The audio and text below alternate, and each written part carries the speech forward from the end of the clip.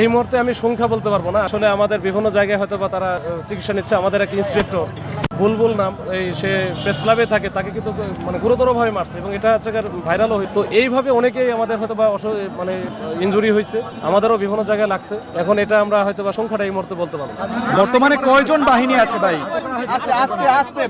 আমরা শিক্ষার্থীদের আটক বা এসব করতে চাই না, তারপরেও আমরা হয়তো দেখি কিভাবে। আমি এটা আসলে ফাইনালটা জানি না, এটা হয়তো পরে বলতে পারবো যে কতজনকে আটক বা কি অবস্থা করছে। যদি কিছু করা থাকে আমরা যাচাই বাছাই করে দেখে তারপরে এটা ব্যবস্থা নেব। আপনাদের কাছে কি বলেছে, ছাত্ররাই কি ঘটনা ঘটেছে নাকি আপনি যেটা বলেছেন যে দুষ্কৃতিকারী ঢুকে গেছে তারাই? তো শুরু থেকেই আছে, পরবর্তীতে বাংলাদেশ সেনাবাহিনী আসছিল, র্যাবও আসছে, এখন বিজিবিও আছে, আসলে সবাই আছে। এখন তো কিছু নাই, এখন তো সবাই চলে গেছে, এখন পরিস্থিতি একেবারে নরমাল। এখানে আমরা এখন অবস্থান করছি। নতুন কোনো আশঙ্কা আছে কিনা পরিস্থিতি উত্তপ্ত হওয়ার? আমার মনে হয় না আর আশঙ্কা আছে, তখন ডিসপার্স হয়ে গেছে এবং আমরা তো বিভিন্ন দিকে ওদেরকে সরাই দিয়ে আসি, এরকম আশঙ্কা আমি করি না।